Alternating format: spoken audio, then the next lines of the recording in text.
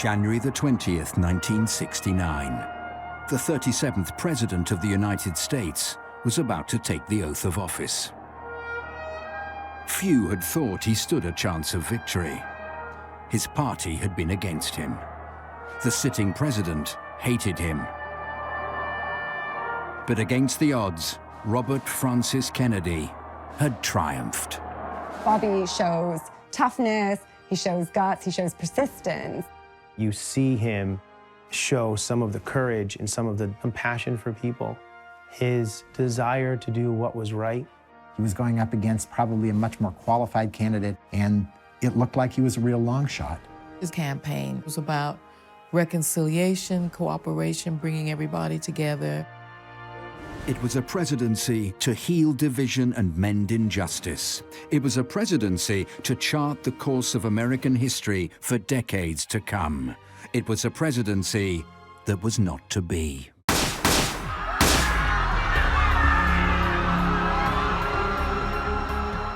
For the last 50 years, America has been looking for what Bobby Kennedy could have given us.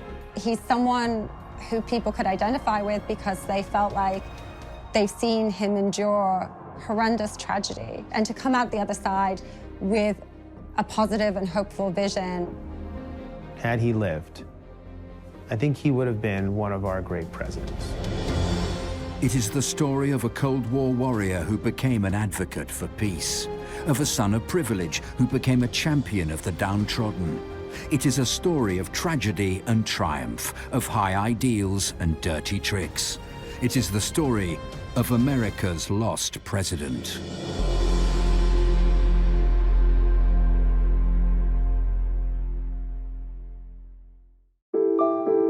Cape Cod on America's Atlantic coast. Like many wealthy families, it was here that the Kennedys passed their summers. In 1930, Bobby Kennedy was 4 years old. The seventh of 9 children, he was a small and awkward boy. His siblings mocked his buck teeth, his stammer, his inability to swim. One day, while they were out sailing, Bobby's brothers made one joke too many. Bobby decided to show them just how well he could swim. He jumped off the boat and almost drowned. Bobby always had that quiet, stubborn tenacity, that gut instinct for the sudden gesture. It was an inner resolve forged by insecurity. Bobby was what his dad described as the runt of the litter. He was shyer, he was not as sociable or naturally gregarious as his older brothers and his older sisters. Bobby Kennedy was an introverted child. He really, in a way, identified with Rose, his mother, more.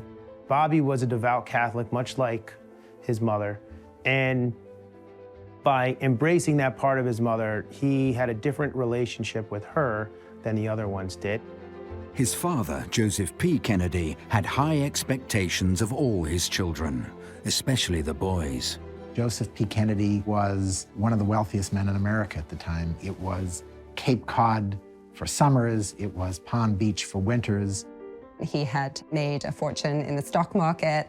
He was about to expand into Hollywood movies, into other financial pursuits, and his fortune would continue to grow. He knew everybody in Boston. He was a big mover and shaker, kind of like a godfather. Joe Sr. set the pattern, and the way things were, that you fell in line and did what was expected of you. Kennedy was a powerful figure in the Democratic Party. He was determined that one of his sons would become President of the United States. It was his eldest child, Joseph Jr., who carried those hopes at first. But in August 1944, he was killed while on a dangerous mission in wartime Europe. He was just 29. This was the golden child, Joe Jr., the devastation to Joe Kennedy and through Joe to all of the 8 remaining kids was extraordinary. Of course, it broke the whole family to pieces, but it really shattered Bobby. He didn't know what to do. I mean, this was his older brother, someone that he idolized. He was 10 years older than Bobby.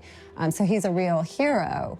to Bobby, and he took the news very, very hard. He also understood that he now has to play a new role in this family that he had not thought he was going to have to play. Joseph Kennedy shifted his ambitions to his second son, Jack. In 1946, he won his first election, becoming congressman for the 11th District of Massachusetts. That same year, Bobby began his studies at Harvard. He wasn't a stellar student. I mean, the teacher said he kind of like didn't make an impression. He was sort of a C student, maybe even a D student. Bobby was a little bit outshone academically by his older brothers, particularly. However, Bobby did excel his brothers in one respect. He was the first of them to marry. Ethel Skakel was the roommate of Bobby's younger sister, Jean, in college.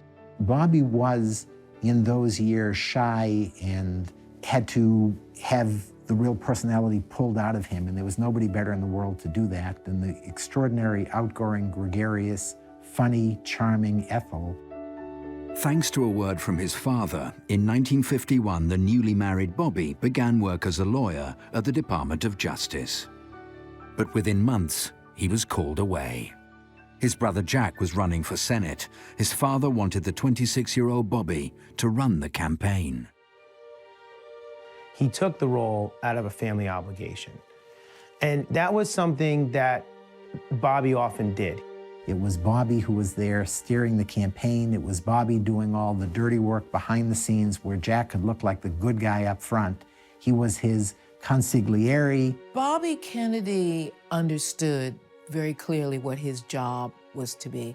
His job was to help the Crown Prince, Jack. The election took place on the same day as the presidential contest. That saw Republican Dwight Eisenhower demolish his opponent in a landslide. But the Kennedy brothers bucked the trend. John F. Kennedy was elected senator. Good, fine. Well, I guess you're glad it's over, aren't you, Bobby? I am, Jack. Okay. Weeks later, Bobby began a new job of his own. He joined the office of another senator, an old family friend and fellow Catholic. It was not a Democrat, however, but a Republican, and one of the most notorious men in the country. Joe Kennedy had given enough money to Joe McCarthy that when he called up and said, "My son needs a job," Joe McCarthy was going to give him a job. He's a staunch anti-communist who's convinced that there are, subversive communist types hiding out in the government at all levels, and he's going to root them out.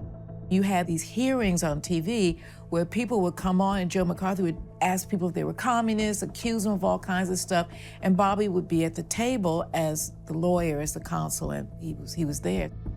Bobby Kennedy's role with Joe McCarthy was rooted in his fierce morality, was rooted in the idea that there were communists and somebody needed to do something about it.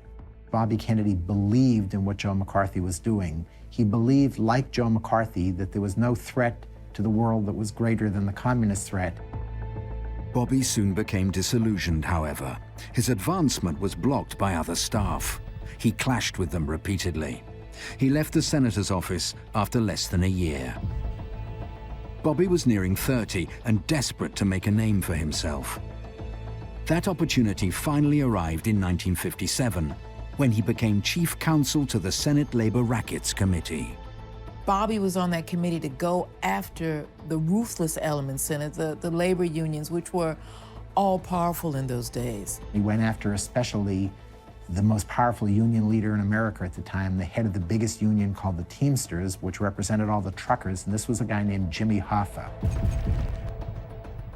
This experience really suits Bobby because he feels like he's going after the bad guys, and he's a very right and wrong person, particularly at this stage in his life. At the root of his experience with the Rackets Committee was Bobby Kennedy's desire to find justice, to expose corrupt people, to expose the problems of American society, because that's what he believed he was always fighting for. Bobby Kennedy saw what was going on with Jimmy Hoffa and union corruption as almost as big a threat to America as the communists. Hoffa would continue to elude justice. But Bobby's efforts were not unnoticed. No longer the runt of the Kennedy clan, there was even talk of a political career of his own. But family loyalty intervened once again. In 1960, his older brother launched a bid to become president. Bobby would be there to help. 1960. This was the year the Kennedy family had been waiting for. It would bring a presidential election in the November. It had long been earmarked as JFK's moment. First, though, he had to win the nomination. Bobby Kennedy was the person who controlled that election. He had been so successful in the Senate election that he had taken the reins of this election, and he was fiercely committed to this. You didn't necessarily win the presidential nomination through primaries. They were important more as kind of signals of who had popular support. He did it by taking on the opposition, taking on the difficult issues of whether a Catholic in the White House would be an instrument of the Pope. Bobby took on all those issues. He runs a pretty innovative campaign. He wants to tap the excitement and the sort of novelty and sense of freshness about Jack's campaign. It's sort of a glimpse of what more modern campaigns will become. Early victory in Protestant West Virginia seemed to prove the Kennedy appeal could break down the barriers of anti-Catholicism. In primary after primary, Kennedy victory followed Kennedy victory. But the nomination was not secure yet. The decision would be made at the Democratic National Convention in Los Angeles. There, the Kennedys' last possible rival made his move. Lyndon Baines Johnson is arguably one of the most incredible politicians that ever lived in the United States of America, an absolute master of politics. He's the Senate Majority Leader. He's one of the most powerful men in Washington. And he decides to run a very different kind of campaign. Johnson had entered the race late. He thought, based on his name and his connections within politics, he could still maybe get the nomination. He thinks that he will be able to control and win support of more delegates at the Democratic Convention. He doesn't need to enter the primaries and win delegates that way. Bobby had disliked Lyndon Johnson from their first meeting, and the feeling was mutual. Bobby Kennedy and Lyndon Johnson did not get along. Lyndon Johnson was a politician who can get bills passed into law because he understood how the system worked. Bobby Kennedy was the moralist. He didn't like the politicians that did the backroom deals. He started off as a school teacher, he worked his way up, and the Kennedys were rich guys, and they got everything they wanted. So there was this enmity that began. Lyndon Johnson tried to get out a story that John F. Kennedy was actually very sick. Bobby Kennedy found out, and he was furious with Johnson. Bobby Kennedy got a doctor to come out and say, no, my brother doesn't have life-threatening Addison's disease. Well, in fact, Jack Kennedy had a really serious version of Addison's disease. So Bobby Kennedy essentially flat out lies, but in defense of his brother, and Johnson actually ends up backing down. It made Bobby Kennedy hate Lyndon Johnson for the rest of his life. Johnson's dirty tricks failed. And I can assure all of you here who have reposed this confidence in me that I will be worthy of your trust. We will carry the fight to the people in the fall, and we shall win. Now JFK had to choose a running mate. One man's connections and know-how made him the obvious choice.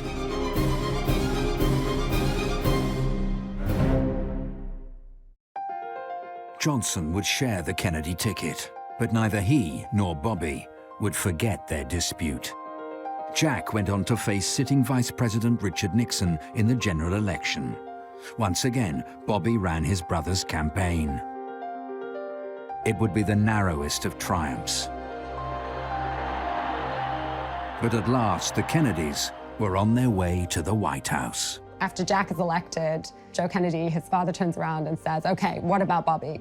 Bobby didn't want to be involved in the cabinet. He wanted to go do something by himself. So Bobby said to his brother, you know, what are we going to do about my situation? And he said, look, I need somebody next to me who I can count on. So Bobby accepted right then and there. His official title in the new administration was Attorney General, which was an interesting title for a guy who had never practiced a day in a court of law. He's very inexperienced. He's one of the youngest attorney generals ever named. Is this the right person to be choosing for this role? Should you be putting your kid brother into office? The 35-year-old Bobby was made head of a bureaucracy with more than 30,000 employees and a $400 million budget. And his power extended far beyond the Justice Department. If you couldn't get past Bobby, you didn't get to Jack. So he was the gatekeeper, he was his first consul, he was the guy he was everything to Jack Kennedy. He looks to his brother for advice and counsel and expects his brother to do an enormous amount within the cabinet and within government to advance his agenda and protect his political interests. John Kennedy didn't have a chief of staff. His brother became his chief of staff. If Bobby spoke, he was speaking not only for himself, but also his brother. He was the closest thing that America had ever seen and probably will ever see to a co-president. Bobby was there through crisis and triumph, and when the world faced the horrors of nuclear Armageddon, he was at his brother's side once again. There are a lot of conflicting stories about the Cuban Missile Crisis and who was most influential and who was articulating what strategy when. It's really hard now for people who weren't born then or were too young to really realize how dangerous that was. Kennedy's confronted with these missiles in Cuba. If he responds, it could mean war. Well, Bobby Kennedy was right in that room, giving him advice. It was a 13-day crisis, and Bobby would have you believe in the book that he wrote called 13 Days that he was the great dove. He is depicted as someone who is reluctant to go with a more aggressive solution, whether an airstrike or an invasion of Cuba. The truth is, for the first 6 or so days, Bobby Kennedy was one of the biggest hawks. And it was midway through the crisis when his brother Jack made clear that a middle ground of a blockade was the way to save the world from a nuclear Armageddon, that Bobby jumped on board and became Jack's best advocate. Nuclear confrontation was averted. The crisis passed. Energies in the White House shifted to conflicts closer to home. America remained an unequal, unjust land. But the Kennedy brothers had long been cautious about civil rights. The support of pro-segregation Southern Democrats had been crucial to their victory in 1960, and would be again, they thought, at the next election. It's not necessarily the top priority, and it's not necessarily something that's keeping Bobby Kennedy up at night.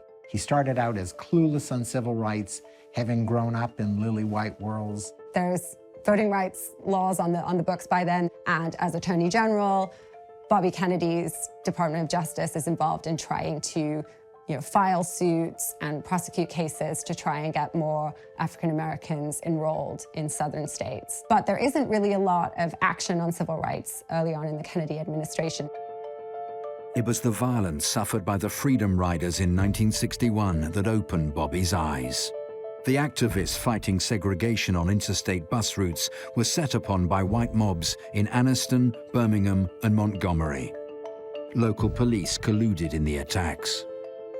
This is, a rude awakening for Bobby Kennedy in terms of dealing with these Southern governors who will tell him one thing, but then essentially allow violence to be perpetrated on these activists. And so he starts to get much more involved. I think he identified with them somewhere in himself. He understood something quite profound, and Black people knew that he did. He ended up being somebody that was the most effective Attorney General maybe ever in terms of promoting civil rights. Bobby really said, look, we got to do this. We got to make this happen. We got to go all in with these people, because this country is not going to be anything if we don't go all in with them. Bobby expanded the Civil Rights Division at the Department of Justice. He demanded that government recruit more Black employees. And he convinced his brother, the president, that civil rights was the defining domestic issue of their times. This nation was founded by men of many nations and backgrounds. It was founded on the principle that all men are created equal, and that the rights of every man are diminished when the rights of one man are threatened. But as ever in the White House, one eye was on the politics. The end of 1963 approached, and thoughts turned to the presidential contest due the following year. The Kennedy machine geared up once more. Campaign visits were sketched out, practice runs arranged. Among the first was a trip to Dallas, Texas.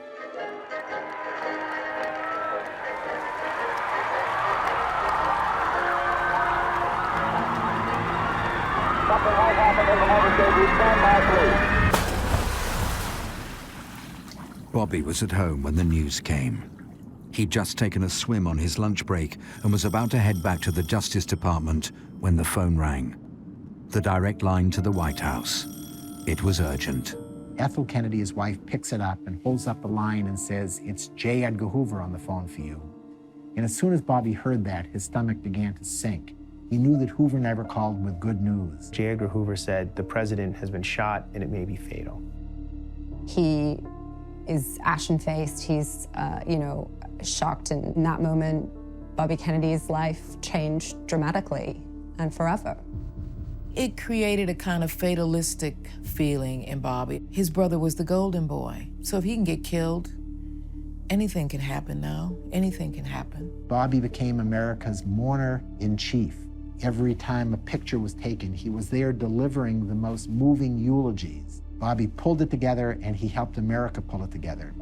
Just when the rest of the family was starting to come out of their sense of grief, just when the country was coming out of its sense of mourning, Bobby crashed and burned. Out of the public eye, Bobby collapsed into a deep depression. Jack had been his work and his family life. Bobby had nowhere to hide from his grief. He questions his faith. He can't understand how this happened. How could God let something like this happen? He would drive around in the middle of winter in a convertible with the top down, going nowhere. He would go to work at the Justice Department and would look so out of it that people were afraid to talk to him. And it lasted until the following fall, nearly a full 9 or 10 months, and it was devastating for him. There was one person who came close to understanding Bobby's pain, his sister-in-law, the newly widowed Jackie. He went to help his sister-in-law, who was in shock and depression, of course, because she was there when it happened. He died on her lap. She recommends certain books to RFK, who had never been the most amazing student, had never been the most intellectually curious.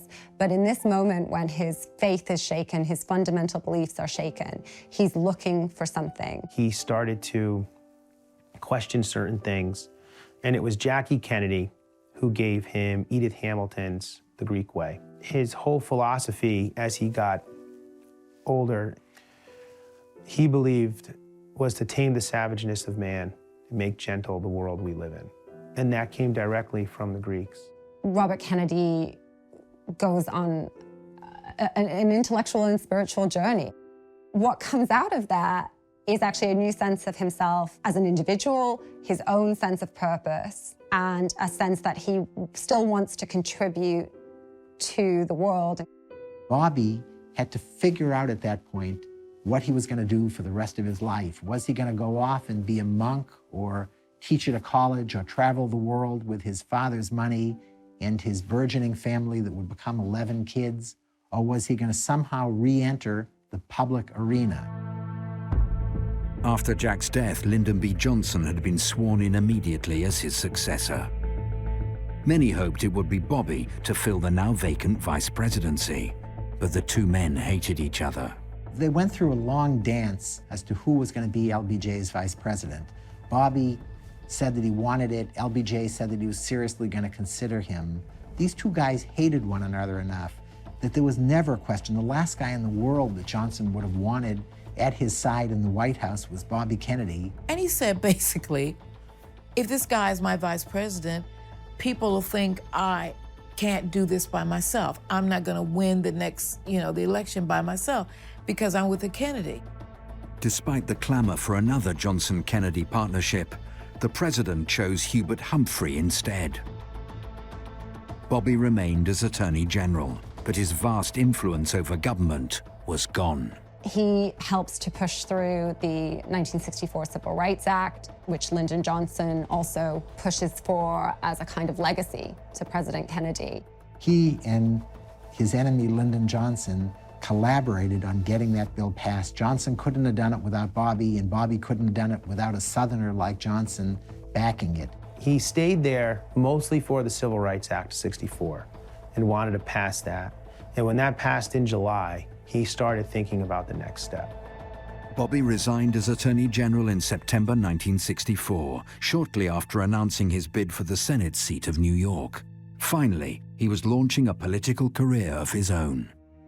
Ultimately, he decides that he wants to continue in public service, but he wants to do so in a new way, and he needs to do it on his own steam. He struggled a little bit. He understood how to be the guy behind the guy. He didn't understand how to be the candidate. He talked a lot about his brother. He used some of the same gestures as his brother. And in a lot of ways, I think he saw that campaign as a way to honor his brother's legacy. And some of his aides were telling him, you have to speak your own mind. It wasn't until the middle of that campaign, when it looked like he could be the first Kennedy ever to lose an election, that Bobby started pulling it together. On November 3rd, 1964, Lyndon Johnson was re-elected president in a landslide. That same day, Bobby Kennedy won his race in New York. He has a different kind of stature from your average, incoming junior senator. He's able to shine a spotlight on particular issues that he cares about, and he does that immediately. He believed that poverty was one of the biggest problems that the United States had been experiencing. So he started to look at ways to affect that. Bobby Kennedy set up a model program, a model anti-poverty program in a place called Bedford-Stuyvesant, the biggest ghetto in America in Brooklyn, New York, just outside of Manhattan. That became the model for Lyndon Johnson's famous war on poverty. No senator was more effective in promoting an end to poverty and an end to racial injustice than Bobby Kennedy. But America was a divided nation. The pace of change, too slow for some, frightened others. And all the while, the war in Vietnam dragged on and on. The US had been involved in the conflict since the time of Eisenhower. The Kennedy administration, with Bobby's support, had broadened that military aid. But it was under Johnson that the war became an American nightmare. He didn't want to look like the guy who took over for Jack Kennedy and lost America's first war. Johnson commits combat troops. He starts bombing campaigns so that the Vietnam conflict is growing and becoming a much bigger war and a much bigger part of the public conversation. Nobody's right. Bobby had been a hawk in the early 60s during his brother's administration, but the situation in Vietnam had changed in the years since, and so had Bobby. Bobby Kennedy is concerned about the escalation of the Vietnam War, and at first he tries to keep that concern relatively quiet. He's worried about how it will be perceived. He's worried about implications for the Democratic Party, at the same time that he's incredibly worried about what the president is doing.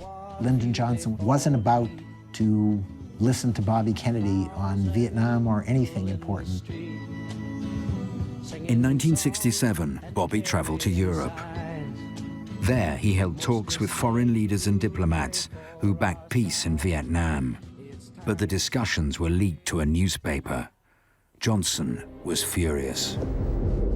Johnson sees this as an attempt to undermine him, and he, personally and publicly condemns Bobby Kennedy, who thinks he's kind of conducting, backdoor diplomacy and challenging his position as president. Bobby Kennedy decided that he was going to publicly take a stand against the Vietnam War and against the bombing campaign that Lyndon Johnson had been waging against North Vietnam.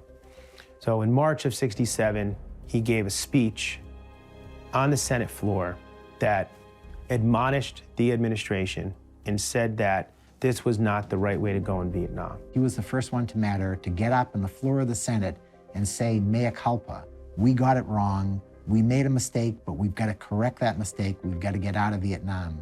So he was the most effective anti-war politician and figure of any kind in America in the mid-60s. Johnson had assured the American people that victory was in sight. But in January 1968, North Vietnam launched a new offensive. A wave of surprise attacks targeted cities and military installations across the country. America's enemy was far from beaten. The American people who were told by Lyndon Johnson that the war was almost over and there was a light at the end of the tunnel had seen the battles and believed that the war had a long way to go. And they felt deceived somewhat by Lyndon Johnson. It's a real unnerving moment for the American public, and it's an important turning point in terms of larger public opinion about the war. The Tet Offensive could not have come at a worse time for Johnson. 1968 was a general election year. He was entitled to seek another term in office, but by now he was deeply unpopular. There was talk in the Democratic Party of a challenge against him. Lyndon Johnson had won one of the most convincing victories ever in 1964, and yet by 1968, the Vietnam War was unpopular enough that in the first contested primary in the state of New Hampshire, a young, know-nothing senator from Minnesota named Gene McCarthy was running against him. It's unusual to challenge the sitting president of your own party. As an incumbent president, you certainly would expect to get your own party's nomination again without too much trouble. And Gene McCarthy, when you added up the Democratic votes and the Republican write-in votes, actually beat the sitting president in this New Hampshire primary. The president was even weaker than people thought. The Democratic nomination and the White House itself were up for grabs. Bobby's thoughts turned to a gift his brother had given him years before. When Jack first won the nomination, he'd given his trusted campaign manager a cigarette case. Inscribed on it were the words, "When I'm through, how about you?" On March the 16th, 1968, Robert Francis Kennedy launched his bid to become president. I do not run for the presidency merely to oppose any man, but to propose new policy. Bobby was a seasoned campaigner, but his entry into the contest was anything but graceful. Exactly 4 days after Gene McCarthy showed how vulnerable Lyndon Johnson was by beating him in New Hampshire, Bobby Kennedy jumps into the race and says, "Me too, I'm running too." Is it political opportunism? Is he jumping in because, Eugene McCarthy's shown that an anti-war candidate can win? The truth is that a full 9 days before the New Hampshire vote, Bobby Kennedy had told a bunch of reporters that he trusted and everybody who was close to him, "I'm gonna run." He decided to delay it, actually so that he wouldn't deny McCarthy whatever result he was going to get. It was ham-handed, but it was trying to do a favor rather than undermine Gene McCarthy. Bobby announced his run on the same spot in the same room where his brother had, almost a decade earlier. But Bobby was now his own man. His platform would embrace causes long dear to him: civil rights, poverty, and of course, the war in Vietnam. Bobby knew it would be difficult. If he had enthusiastic support from some, he was loathed by just as many. And toppling an incumbent president, even one as weak as Lyndon Johnson, would be no simple task. Or so he thought. I shall not stoop, and I will not accept the nomination of my party for another term as your president. Nobody could believe he said that. It just, the whole United States erupted. This guy was going, he was gone, he was gone. Johnson is exhausted. He's been dealing with the escalation of the Vietnam War, the anti-war protests. Lyndon Johnson looks at these developments. Suddenly, Bobby Kennedy's there in the race, doing exactly what Johnson fears, saying, I'm the heir. I'm the person that should be in the Oval Office. And so Johnson takes himself out of the mix. The race was wide open. Within weeks, Vice President Hubert Humphrey announced his candidacy. He became the party establishment's pick and snapped up hundreds of delegates. But Bobby had been here before. He dusted off the strategy book that had taken his brother to the nomination. He would prove his support in the primaries. He's got a tough contest with McCarthy, and he's certainly got a tough contest against Hubert Humphrey. And so Bobby Kennedy has to do incredibly well in the primaries. It was really a question of whether Bobby Kennedy could convince America that he was a good candidate. Bobby was kicking off his campaign in Indiana when news broke from Memphis. I have some very sad news for all of you, and that is that Martin Luther King was shot and was killed tonight in Memphis. In the black community in Indianapolis, Bobby Kennedy delivered the most passionate speech and the most effective speech that a white politician has ever delivered in black America. He said that people need to love each other, and we need to, if we really want to honor Dr. King's vision, we shouldn't hate, we should love. What we need in the United States is not violence and lawlessness, but is love and wisdom and compassion toward one another, feeling of justice toward those who still suffer within our country, whether they be white or whether they be black. On a night when there were riots in more than 100 American cities, one of the only cities in America with a sizable black population that didn't riot was Indianapolis, and the reason was Robert Francis Kennedy. And what dedicate ourselves to what the Greeks wrote so many years ago, to tame the savageness of man and make gentle the life of this world. Let us dedicate ourselves to that and say a prayer for our country and for our people. Thank you very much. Bobby won in Indiana. A week later, he triumphed in Nebraska. His campaign was gaining momentum.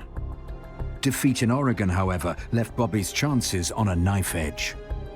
June the 4th would see two key primaries, one in South Dakota and the other in California. Losing either would destroy Bobby's hopes. But victory could put him on the path to the presidency. But the all-important primary was California. It was all-important because it was the biggest state in the country.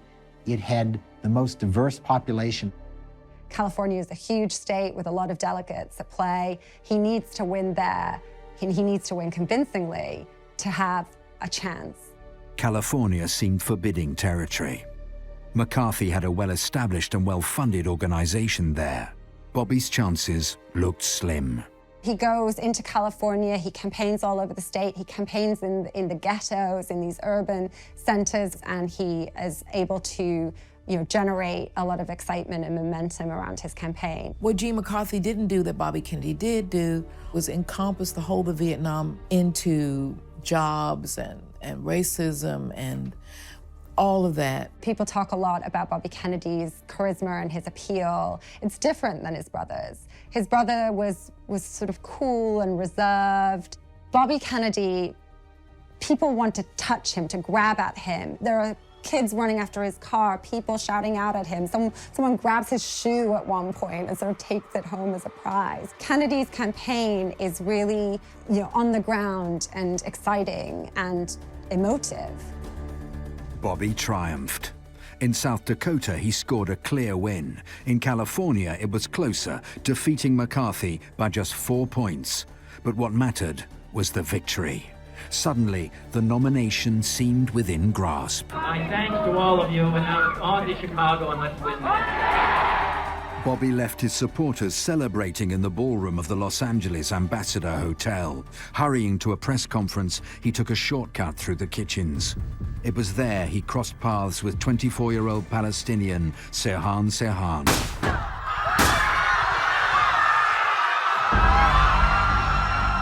Sirhan popped out, shot him once in the head, shot him twice in the back, and left him on the floor. The assailant is caught there in that moment, and Bobby Kennedy is still alive, but the bullet had penetrated his brain.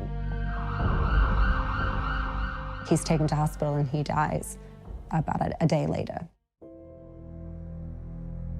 The reason he was gunned down, Sirhan Sirhan said in a note that he had left behind, was because of Bobby Kennedy's support for Israel. The speculation is that it had something to do with the Six-Day War which had been the previous year in which Bobby Kennedy had supported Israel. At the most promising moment in his life, the biggest political victory of his life, he's gunned down. It was Hubert Humphrey who went on to contest the 1968 election for the Democrats. It would be another close-fought campaign, but this time Republican Richard Nixon triumphed. That election in 1968 was arguably one of the most important elections of the last century. There was this extraordinary schism in America over race, and Richard Nixon got a lot of people, a lot of whites who were very angry, to rally around him. The cities are starting to erupt because of poverty and also just grief and anger. So America wanted a law and order man. The Nixon years come to be associated with continuing war in Vietnam, the Watergate scandal, the resignation of a president, unprecedented resignation. It's a dark time in American political life, and it's easy to look back at 1968 as this turning point. But what might have been? What if Bobby had not taken the shortcut through the kitchens? What if a bodyguard had been with him? What if Bobby had lived? The famous, powerful mayor of Chicago, Richard Daley, maybe the most powerful Democratic establishment politician, was going to get behind Bobby. I think would have created a tidal wave of support, and it would have overwhelmed not just Gene McCarthy, who I think was already beaten, it would have overwhelmed Hubert Humphrey. Would he have been able to win in November? Would he have been able to get the American people who were scared, concerned about chaos at home, concerned about America's reputation abroad? Would Bobby Kennedy have been able to find a message that would have mobilized the public more generally? When we think back to the fact that Hubert Humphrey came within a whisker of beating Richard Nixon, you would have had, I think, on the day after the election in November of 1968, a president-elect named Robert Francis Kennedy, and you would have had a very different America. We probably get an earlier end to the war in Vietnam, and we get someone that cared about poverty, that cared about civil rights. Just his transparency alone and his ability to connect with people would have changed how people see the role of government. He would have not just been a very different, and in my mind, a much better president to heal the wounds in America than Richard Nixon turned out to be. I think he would have been a better president than his brother had been. His brother's assassination really made him see that life was short and that your job is to do something with it, do something good, leave something good behind. I think he would have been a great president. The aims that he articulated, the sense of hope, the sense of optimism, the sense of unity and reconciliation, those are themes that endure. It is a vision of America that was not to be. It is hope untarnished by compromise or scandal. It is a path forever in sight, but one that can never be reached.